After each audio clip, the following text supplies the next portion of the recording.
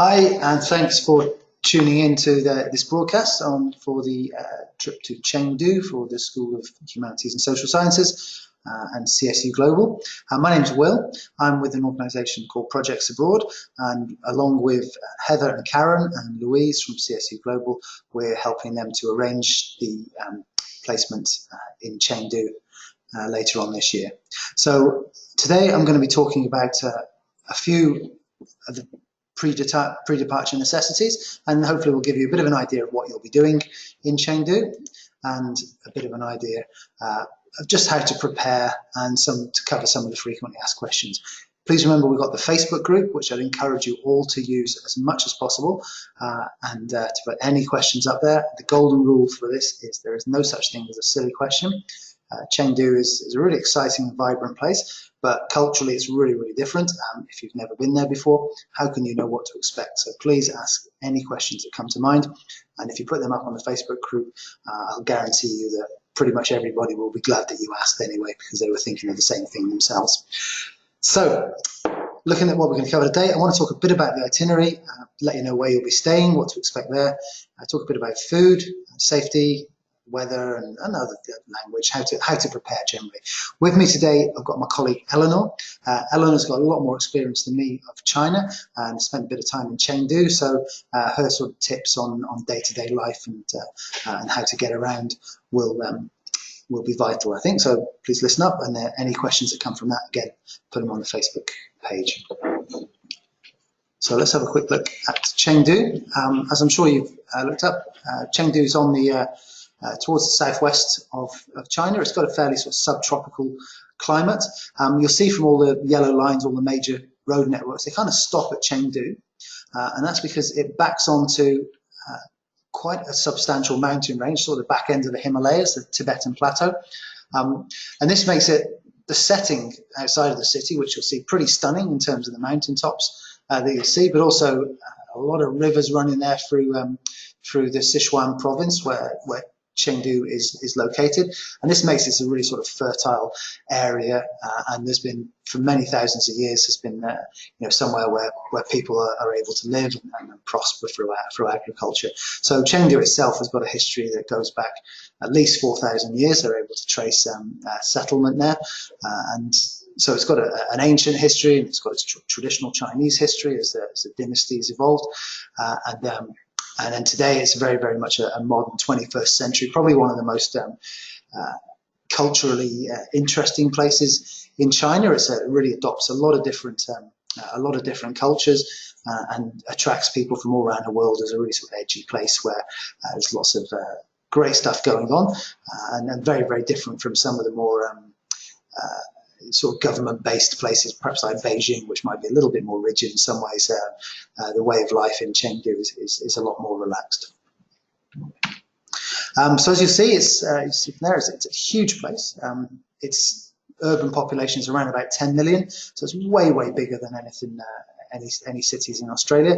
And this only makes it, maybe the 5th or 6th biggest city in China. Maybe not even that. It's just an average-sized city for China. So scale is one of the things you'll really perhaps be amazed by there. It's just huge. The number of people there is just massive. So as you can see, it's fairly built up.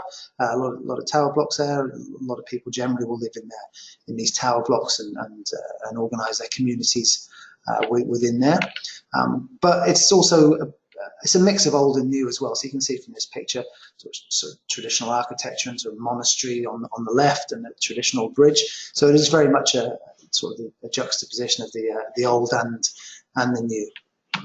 And here's part of the old town. So you'll come here and enjoy yourself, just sort of relaxing, people watching in the tea houses, perhaps doing some shopping there. We'll give you plenty of time to just to real soak it up and just watch how life is, and just sort of, just compare that to Australia perhaps, and just get a feel for how people organise themselves and just day-to-day life there in Chengdu. Just to show that it is really quite a globally significant place. This is the biggest building in the world in the middle of Chengdu. It's about half a kilometre wide, about half a kilometre deep, and about 100 metres high. It's just enormous. It's called the Global Centre, and within that you've got hotels, offices, shops, movie theatres, heaps of restaurants, It's got a university campus in there, and this massive artificial beach and water park. So perhaps our local guys, I think, plan to take you there. So pack your bathers, and we'll have a nice relaxing time there as part of your leisure time. I think just seeing this and seeing the old town in the same place, relatively close to each other, will just perhaps give you an idea about where China is up to in terms of its the pace of its development and the ambition of its development as well.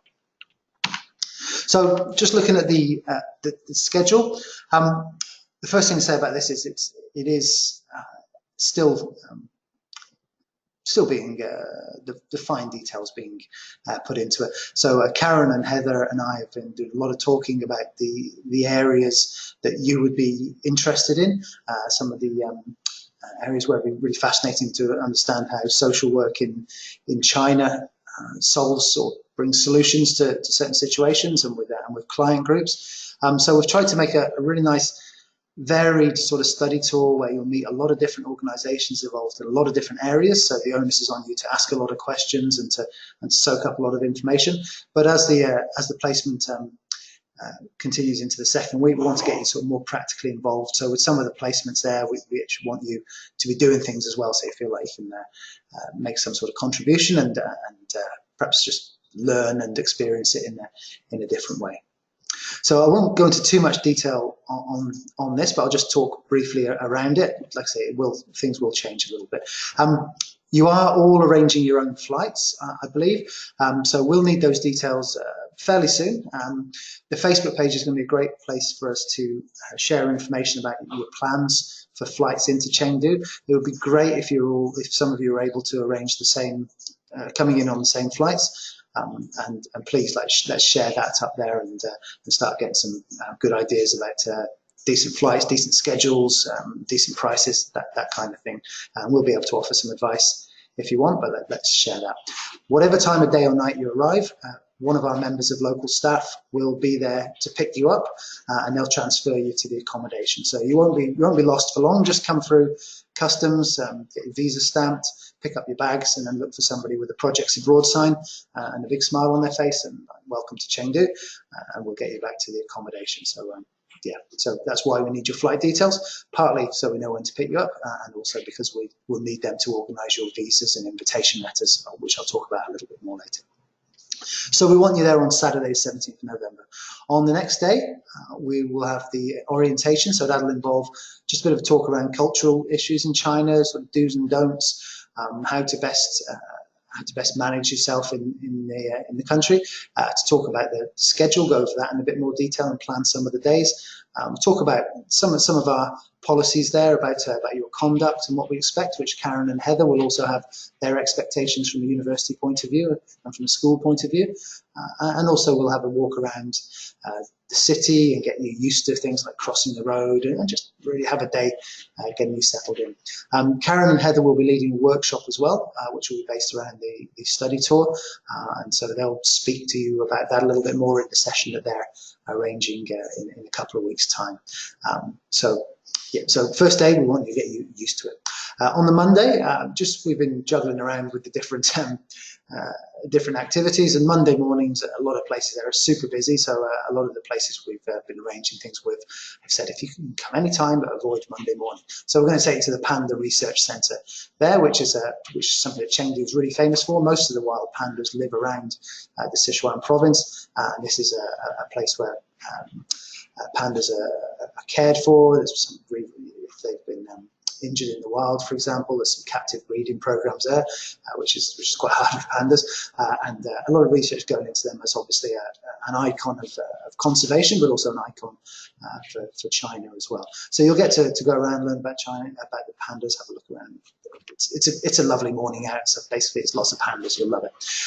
In the afternoon, we're going to one of the universities based in Chengdu there, and we'll meet some of the lecturers and students in their social work department and talk about some of the common ground you have there, some of the different techniques, some of the different areas of focus. So it's really that'll be really great. I think Karen and Heather will be leading some talks with them about studying in Australia and how social work schools are organised here.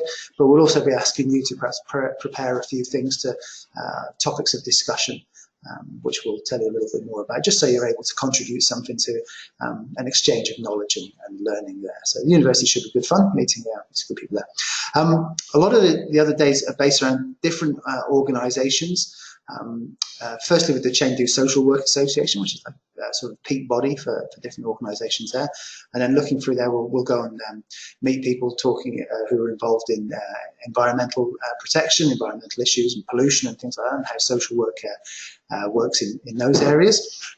So that'll be a fairly typical day, but by that Thursday we want to take you out of Chengdu and up to a town called Wenchuan, which was near the sort of epicenter of a big earthquake which hit in 2008 and killed tens and tens of thousands of people. It's a massive event in Chinese recent Chinese history. It had huge effects on the area there. Like I said, had a massive toll. So we want to. It's about 2 or 3 hours drive from Chengdu.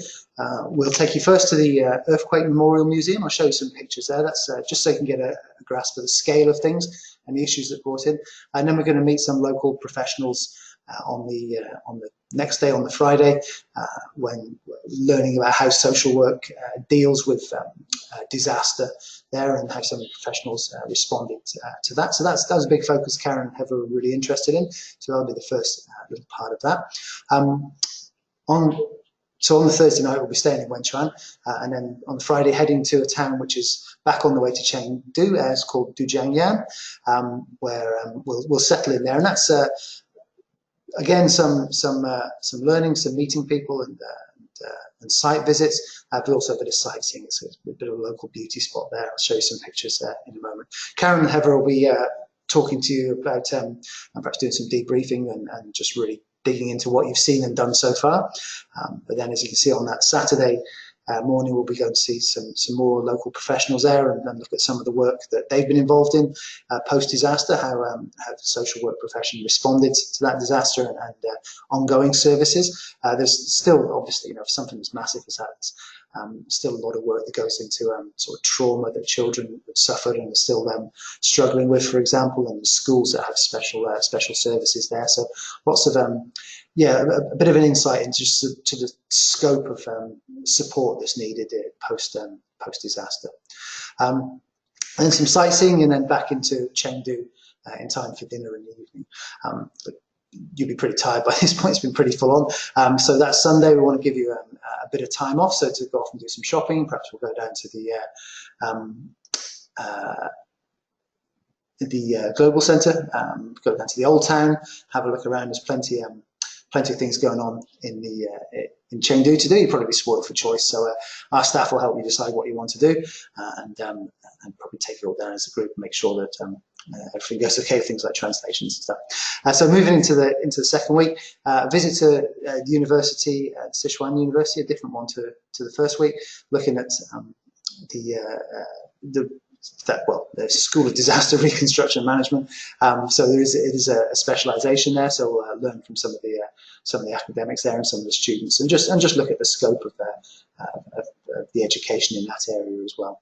And then following through later into the week, some work with disability care in China as well. And we want to get you involved, and this is one of the placements where I would like to get you involved with some of the clients there, and working with local professionals and learning about the scope of care and also the organisation of the care. And as you move into that Thursday with the Pidu Shuoyan community projects, a lot of services within the communities are run by committees, and a lot of committees are organised just based on where you live in a small sort of locality. So in a massive city of sort of 10 or more million people, then having these small everyone identifying with a small community means that everything from children's activities to getting playgrounds done to sports teams and other sort of leisure activities or recreational activities, but also things like professional services being provided are often organised through these community committees. So learning about how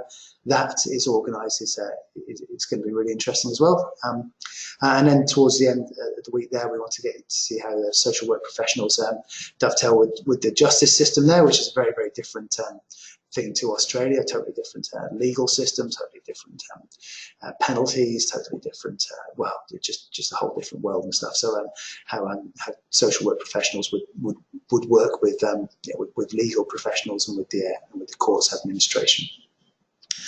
And that brings to an end your placement. So it's the time will fly by, and mostly it'll fly by because you're going to fit so much into it. So we want to make sure that in the evenings you've got lots of social activities to choose from as well, but also want to make sure there's time for sort of rest and recuperation. And one of the key things, which I'll probably mention more than once, is just communicating, and just if you are tired, letting us know. If you're not feeling very well, letting everybody know, just so we can manage your sort of mental and sort of emotional and physical health through the placement. So you finish the placement really strongly, make the most of every opportunity, and a good sleep and a bit of relaxation is often the best thing. So along with Karen and Heather and our local staff, we'll just be sort of monitoring how the timetable's going, if it's too packed or not packed enough, and just making little fine tunes as we go along.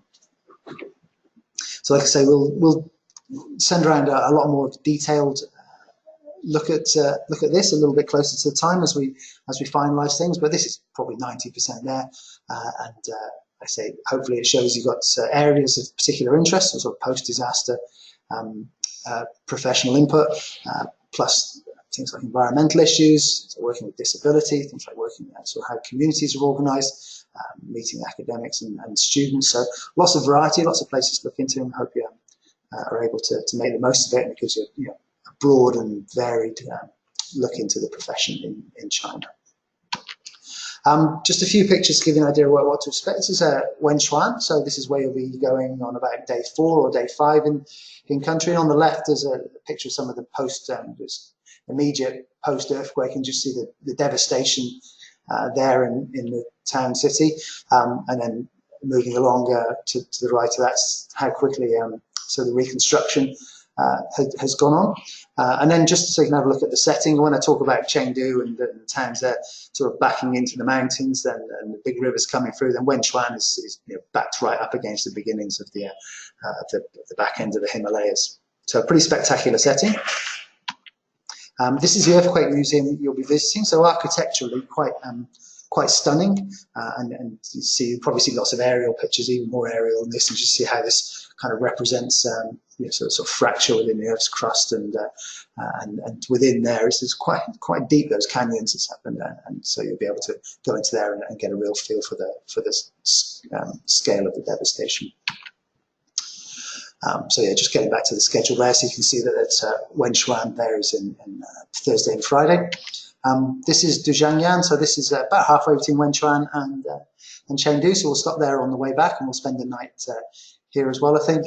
So this is, again, there'll be some part of the study tour here, so meeting some of the professionals, and this was also an area massively affected by the earthquake. There's also quite a beauty spot as well. You can see sort of the massive rivers coming through, and the little bridge going across the rivers there, and it's quite famous for its unique way of irrigating the land around there and managing the rivers, but also a really wonderful spot, and you'll see some of those traditional buildings as well there, so you can really get into that sort of older Chinese look and feel as well. And yeah, it'll give you plenty of time to have a little poke around the town as well. So great to get out of the big city and into some of the smaller towns, which are still massive by Australian standards. Yeah, sorry, this is just show that it's quite a touristy area, so I ripped off this picture as well, so you can just see again, you've got the mountains on one side and then the lovely river settings and stuff. So it should be good fun. They're seeing Wenchuan and Duzhangyan. And say they'll be the sort of Friday night spent there in Duzhangyan. So that's the schedule. Like I say, we will send around a more detailed version as we go along, but just moving on. This is the accommodation you'll be at. So the actual hostel itself is, you see the entrance there, and then to the left, the grey building with the red curtains. That's the hostel. The other building is just sort of regular accommodation where Chinese families live, hence all the washing, hanging out and stuff. So it's pretty comfortable. It's not 5-star or anything, but it's still pretty comfy and nice laid back sort of place. So you can see you've got a nice little sort of garden area there. It's good for milling around. The weather will be reasonable while at the time you're there. We'll have you in twin rooms as well, so we'll work out who's going to be staying with who a little bit nearer the time. So you'll have some of your meals here, and some of your meals will be out in the city at different restaurants.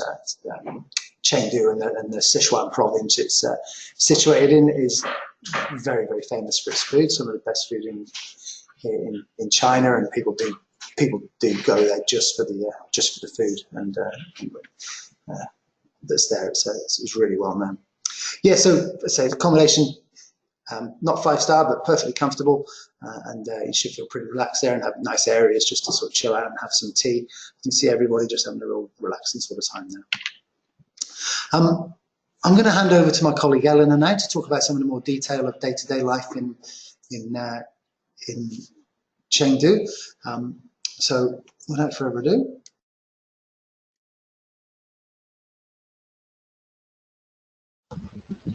Cool, thank you. So I'm Eleanor. I have spent quite a bit of time in China, and I have been to Chengdu as well. So I thought I would chat to you guys a bit more about what to expect from the city and from Sichuan more generally. So first up, you can see a beautiful picture of some Sichuan cuisine. I believe that bowl of noodly looking things there is actually chicken tendons, which I have eaten before and thought they were noodles until I worked out exactly what the Chinese on the menu was saying. Oh no, it says fish flavored shrimp. Okay, well, it does look like it has some tendony things in there. But so, you know, we've got that, we've got some chicken feet there, and this is what we think of when we think of Chinese cuisine. We think of like weird bits of animal and you know, some things that might be a little bit unapproachable, but never fear. I'm sure there will be some locals who would like you to try and eat those things just for a laugh, but it's definitely not what you'll be getting on a daily basis. You'll be getting a lot of fresh veggies, sort of multiple dishes, you know, buffet style, where you've got a little bowl of rice and you're able to choose what you want and what you don't want. So if you see a bowl of chicken feet there, definitely no pressure to have it. It can be fun and like a bit adventurous to try some of those things, but definitely not what you're going to be getting on a day-to-day. It'll be, yeah, noodles and rice and lots of veggies, and definitely for those of you who are vegetarian, you know, flag it with us and with your teachers as well, but it's something we can certainly be catered for, and there are vegetarian options in China, so don't worry about that. And then on this page here, we've got a picture of hot pot. So this is a Sichuan special. Basically, it's a big boiling pot of broth, and then you get all these little raw dishes. So eggs or bits of veggies or thin cuts of meat, and it's sort of like a DIY cooking situation. So if anyone's ever been to like one of those Korean barbecue places or anything like that, it's a similar idea, except instead of a barbecue, it's a pot of broth. Very delicious, really good fun as well. It's definitely a big social thing in China. People will go out for hot pot together as a family or a big group of friends. So it's a lot of busy, exciting sort of restaurants that would serve this sort of thing. So I think in the next page, if we can flick down to that, it tells us a little bit about the sort of ingredients that you might find in a hot pot. So definitely a lot of variety there. So you can choose, you know, a bit of tofu, bit of fresh veggies if you're more that way inclined, or you can go with some really interesting things like sea cucumber or, you know, sort of squid and, you know, what's it got, cockles and, you know, all sorts of things.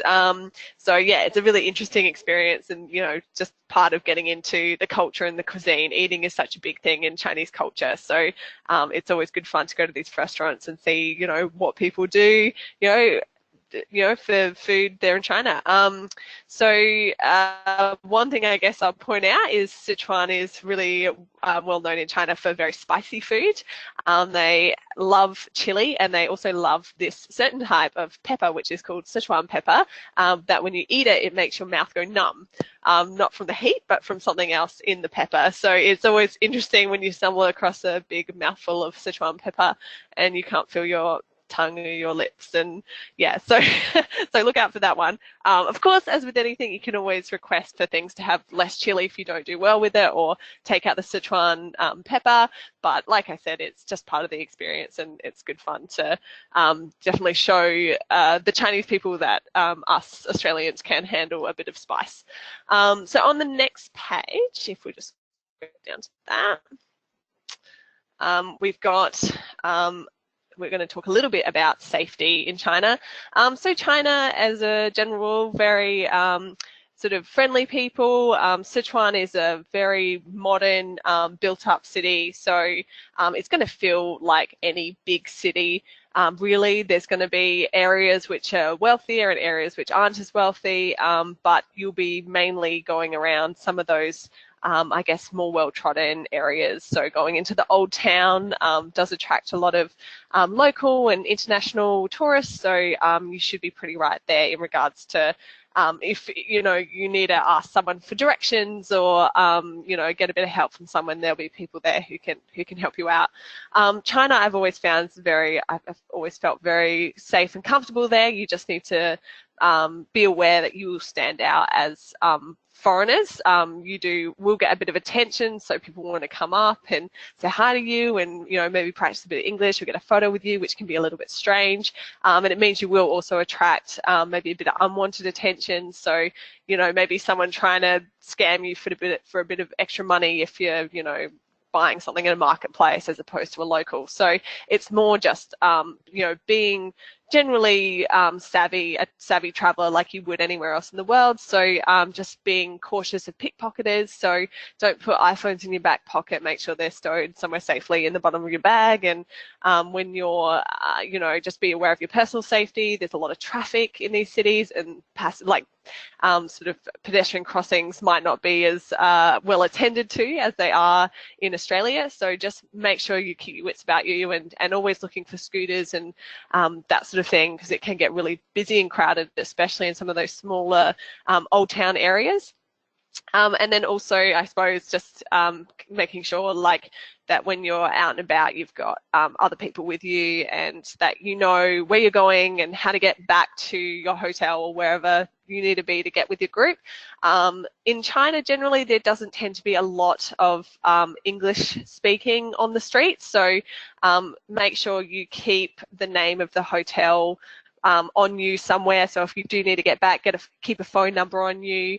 You can always ask, to borrow a phone, but if you can't remember the name of your hotel, then it's not so helpful. So just make sure you've got that information on you or in your phone, or wherever when you are out and about, and make sure you're with other people as well. So the main thing in China is just, I suppose, just a bit of that. You can get a little bit turned around because it is so busy, and sometimes you get carried away with the sights and smells. So I think that would be my main tip, is just making sure you know where you are and where you have to be at all times. And just be aware as well that a lot of Chinese people don't read pinyin, which is the romanization of Chinese place names and towns and hotels. You always do need to have the Chinese characters on you, because sometimes you go up to them and say, I want to go to Wenchuan, and you won't say it properly, and they won't necessarily know what you're talking about. So best to have it written down in Chinese and kept on you, and I'm sure that's something that staff will provide for you, or give you the hotel business card. So that's probably the main thing, I suppose. But otherwise, it's just being a savvy traveler and looking out for your personal safety and looking out for each other when you are out and about. I generally find Chinese people very helpful, especially on the street. Like, they're interested in talking to you and seeing where you're going and what you're up to, and very friendly and open people. So that they're always good to turn to, even if there is a bit of a communication barrier. They're usually very friendly. So talking a little bit about climate now. So you'll be over there in one of the nicer times to be in Chengdu. So it's sort of recommended time to be a tourist over there. So that's very good in regards to timing. So it can change a little bit. So it's known for sharp and frequent temperature changes. So it could be a little bit chilly. So it could get down to about 9 degrees, and then it could get to relatively hot as well. So, getting up to sort of about 16, 17 on some days, but it can really change quite quickly. So I would recommend bring yourself like a sort of fairly nice jacket, nothing too heavy. You don't need a snow jacket or anything, but a good jacket and, you know, some jeans and all of that. But then also be aware that you could have some really nice sunny days and you'll be wishing that you had brought you know, a t-shirt along as well rather than just long sleeves. So a bit of everything, but it's never going to get to an extreme hot or extreme cold. So it's actually a really nice time to be there. But, you know, just have a bit of variety of what you're packing, I suppose. And then talking a little bit about air quality, which is something you always want to know in regards to China. Chengdu's got relatively good air quality when we're looking at China as a whole, but obviously coming from Australia, we can still notice that there is a bit of air pollution there. You'll mainly notice this just in the dust. There'll be quite a bit of dust in the air, and you might feel that you have a bit of a sore throat by the end of the day. So my main thing is no need to worry about masks. Most people in Chengdu don't wear masks because there is quite good air quality because of the mountains close by. But just make sure that you're drinking and keeping your, you know, so sort of flushing out that dirt, drinking a lot of water. You know, grab yourself a pack of soothers before you leave. But that'll be the main thing. It's just a bit of a sore throat. If you are an asthma sufferer, just make sure you bring your medication and a little bit extra. If you have a special, you know, puffer or something for when your asthma gets really bad, make sure to bring that along as well, because it might affect you a little bit.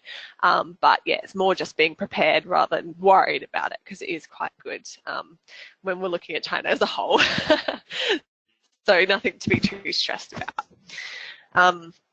And then we're going down to just talking about clothing. So following on from climate, obviously what you need to wear, just a bit of both. So like I was saying, don't be worried it's going to be extremely cold or extremely hot. It'll be a little bit chilly and then a little bit warm. So you'll have some days where it's quite sunny. So a bit of sunscreen and a hat for those days where you're outside doing a bit of touring around is always a good idea.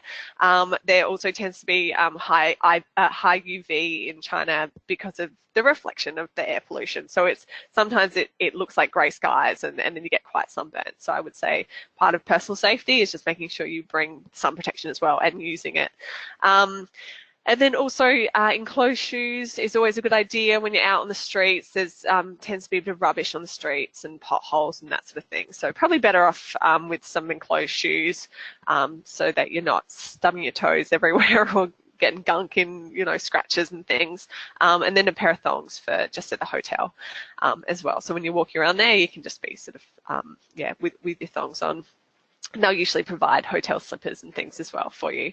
But yeah, that's generally it. Otherwise, I would recommend, I think we'll provide you a packing list, and I just recommend having a look at maybe some online blogs about the sort of things you might need to tick off when you're traveling more generally for your packing.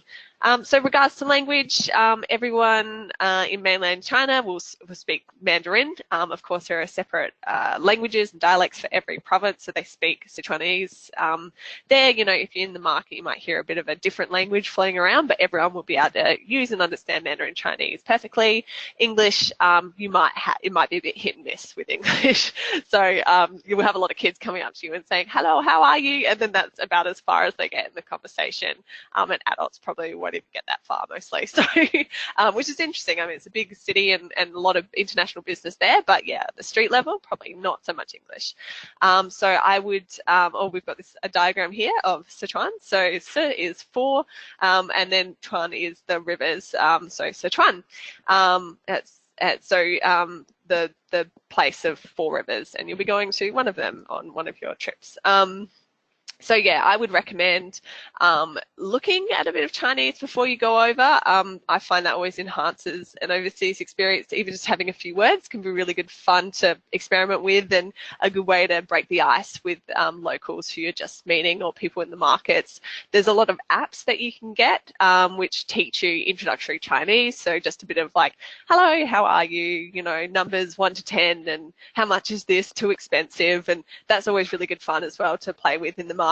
People usually, you know, find it like quite good fun to try and haggle with a foreigner in Chinese. So I would always encourage that. I think Chinese has this reputation as being a really difficult language, but at its most basic level, it's like any other language, just a matter of sitting down and memorizing a bit of vocab, and you're kind of good to go and experiment with it in the country. So yeah, that's one thing I suppose is haggling. So expect a bit of haggling on the market front, and just take it in good fun. So in regards to other apps, so if you've downloaded your Chinese conversation app, you could also download a dictionary app for Chinese for those times that you're finding it hard to get around. I would also recommend downloading WeChat, which is a local sort of messenger that they use across China. We can get it here, and you can share it with your friends and family here so they can communicate with you, because there is a lot of internet censorship in China. So at the moment, Facebook, Instagram, Google, YouTube, all those sorts of websites are blocked in China. If you have a VPN, that might work in China to bypass the firewall, but not a guaranteed thing. So best thing to do is get WeChat, pass it on to mum and dad. They can easily download it and join as well, and then you can keep in contact with everyone back home rather than trying to get onto even emails. Like Gmail doesn't work over there, so better to just have a backup plan, and you can communicate with each other on WeChat as well as when you're out and about. Yeah, so just going down to talking about a few places that you're going to visit. Would Will like to speak about those? So I'll hand back to him.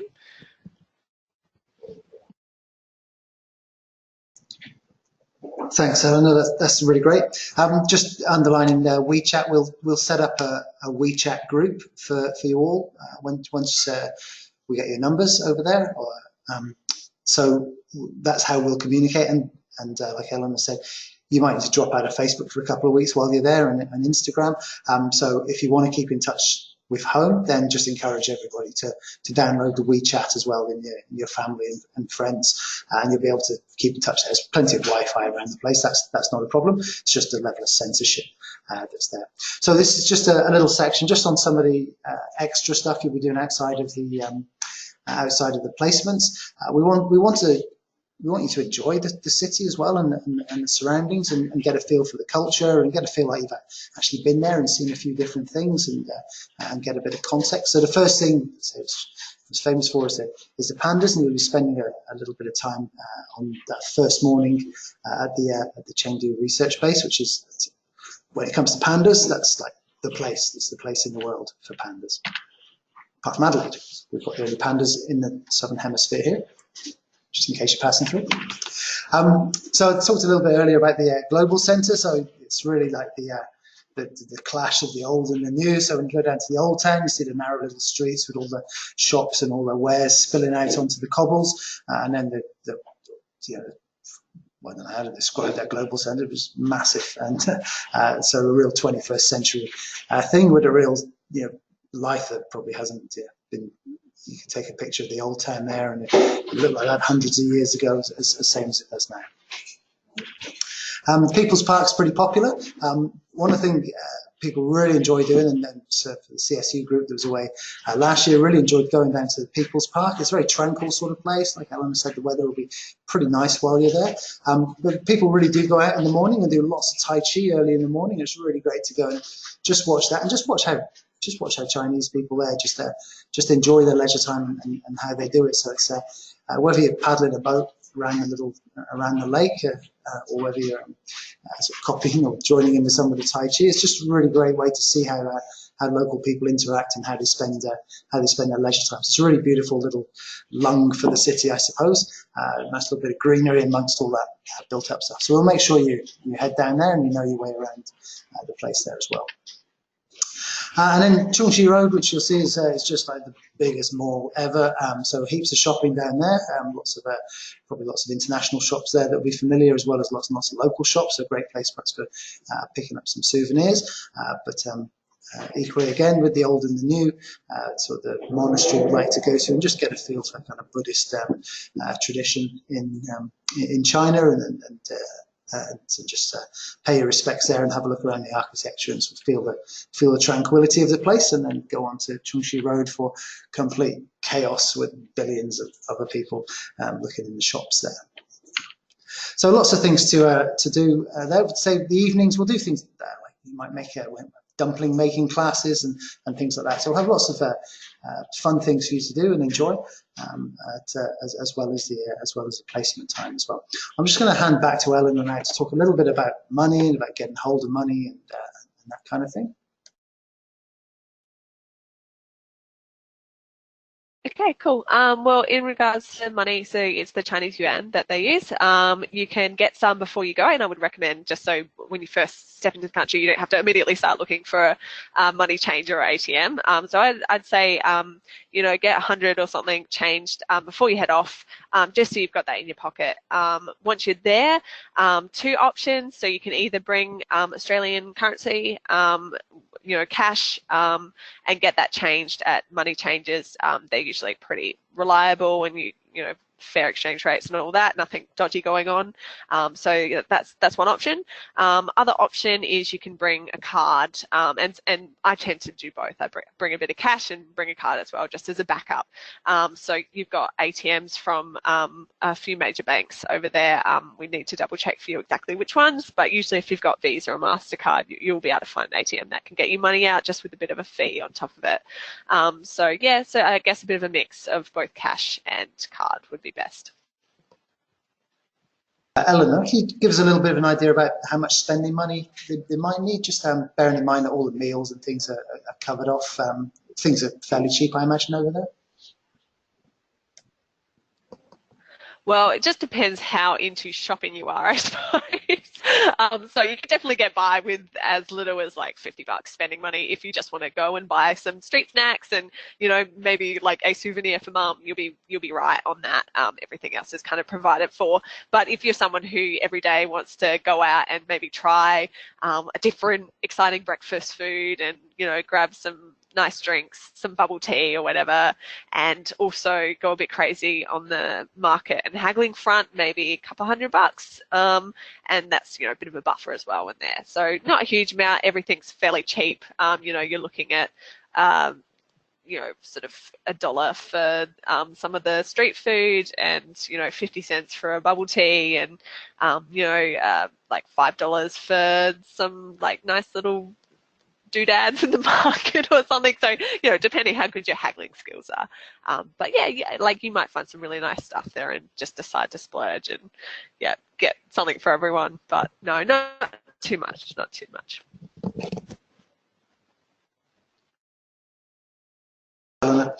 Just regarding the visa, as it is, you do need to send off quite a few documents to the embassy in Sydney or Canberra. We'll decide which one's going to be most convenient it's sometime in the near future. So I guess first things first, you will need to make sure that your passports are all up to date and have got at least 6 months before expiry when you arrive in China. I'm sure Louise at CSU Global's mentioned this to you already. We'll be getting an F-type visa. This is for basically a cultural exchange type visa. It's not a study visa. It's not a business visa. It's not a tourist visa. It's a kind of none of the above visa. We'll give you full instructions on this and fairly soon. You'll need to fill out forms for it. You'll need to send the passport off to the visa processing centre. You will need an invitation letter from us at Projects Abroad as well, which will specify the dates that you're there. So it may well be that we're going to need your flight itinerary fairly soon. The visa takes about 10 days to organise, but so we don't want to do it too soon, but we don't want to do it too late either. We'll be nagging you a little bit via the Facebook page and emails just to start getting flight details sorted out sooner rather than later, and also to get your passports across to us so we can organise the invitation letters and make sure you've got full instructions and we can get the visas sorted out. It's not complicated, but you do need to follow the instructions quite closely, yeah, it should all be fine. The cost is around about $115, but we'll give you full details on that as well in the next week or two. Electricity supply, my best research says that the Australian plugs are fine over there. Is that right, Eleanor? Shall I just speak quickly? Yeah, okay. So just regarding the electricity supply, serendipitously, we do have a very similar socket to them. So we can use, for most places, we can use an Australian device straight into the wall, but they also do have a 2-pin, and it's hard to know where they're going to have a 2-pin and where they're going to have the Australian style one. So I would always say grab the 2-pin adapter just in case the hotel only has one Australian socket in the entire building. Like, you never know. So 2-pin just in case.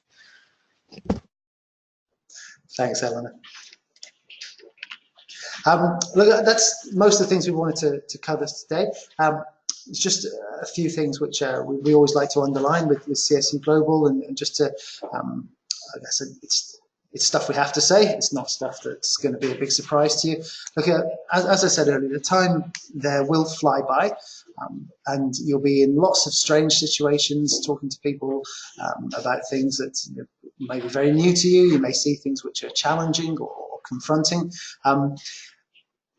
It's going to be lots and lots of things, and lots of those things all squeezed into a relatively short period of time. So we do want you to make the most of it. And the key thing to that is, like I said earlier, about sort of managing your emotional health and managing your physical health, and communicating. So every day, Karen and Heather and our staff will be encouraging a little bit of a debriefing session at the end of each day, just to say, what have we seen today? What did we find strange? What stuff didn't we quite understand? What did we enjoy? What did we not enjoy? And just really sharing that as well. That's going to be a really important part of each day, I think, and a really good way for you to just really sort of process what you've seen, because it will all be very new every day. Every day will be something different, somewhere different. So that's part of the excitement of it, but at the same time, it's an assault on your senses, which does need processing. Similarly, with your physical health as well, our staff will be around all of the time. If you're not feeling well, you'll find probably the bugs in China are a little bit tougher than some of the bugs in Australia. So if you aren't feeling well, please let our staff know straight away, and they'll make sure you get appropriate attention. If it's just rest that you need, then that can be accommodated, no problem at all. But if you do need any bit of medical attention, then our guys will get you down to a good clinic pretty pronto. So please don't be a hero. Let our guys know, because we can treat it, we can get help quicker, and we want you to experience as much of the placement as possible, not spending a few days in the bathroom just because you didn't tell us about any bugs that you might have had a little bit earlier on. We'll talk a little bit more and post some stuff on the Facebook page just about staying healthy and being a healthy traveller as well. But communication is key, as is being proactive. Well, you'll find a lot of the placements there, if you're stood around not saying anything, not really looking interested, back against the wall, then people will assume that you're happy doing that. They're not. You need to be asking questions. You need to be looking around. You need to be making connections with people, and that's a really good mindset to be in to really make the most of the placement. As is just seizing every opportunity. Lots of opportunities will come your way to talk to people, to see things, to do things. I'd embrace most of them, use your judgment, but if something comes along, have a go and really make the most of those opportunities. But it is a rapidly changing country and culturally very, very different. So there are things which will seem a little bit alien to you, lots of things which will seem alien to you. And often they may be a little bit frustrating, but when you put that in with perhaps possibly a little bit of homesickness, a little bit of fatigue, a little bit of just wishing you could have a Tim Tam or something like that, you do need to be able to laugh things off rather than let them affect you too much. So pack a sense of humour, travel with a smile, and I think you'll find that if you're smiling, then you'll find that a lot of people smile back at you as well, and you make a lot of connections there as well. CSU Global and Karen and Heather will have some expectations of your conduct as a student and as an ambassador for the university. And a lot of that there'll be professional conduct things, but a lot of it will also be a positive traveller, be a sensitive traveller, be an inquisitive traveller, and make the most of every opportunity that comes along. And when it comes to communication, just keep in touch, and there'll be a lot of emails coming your way, and there'll be a lot of stuff on the Facebook page. So if you don't use Facebook much or at all, I'd really encourage you to get onto this, because when these groups go well, they really are a fantastic source of shared information, and we learn a lot from each other, and we make a lot of good decisions on there as well, and things happen quickly because it's quite instant. So please jump onto that if you're not already. Check in on it regularly, use it, and post all your questions. So that's it from Eleanor and I for now. We'll be in touch with you all along the way, but I hope that's been a useful introduction to some of the things you'll need to be thinking about, perhaps prompted a few questions or even answered a few questions. And we'll look forward to keeping in touch with you all the way along. But thanks for tuning into this for now, and enjoy the rest of your day.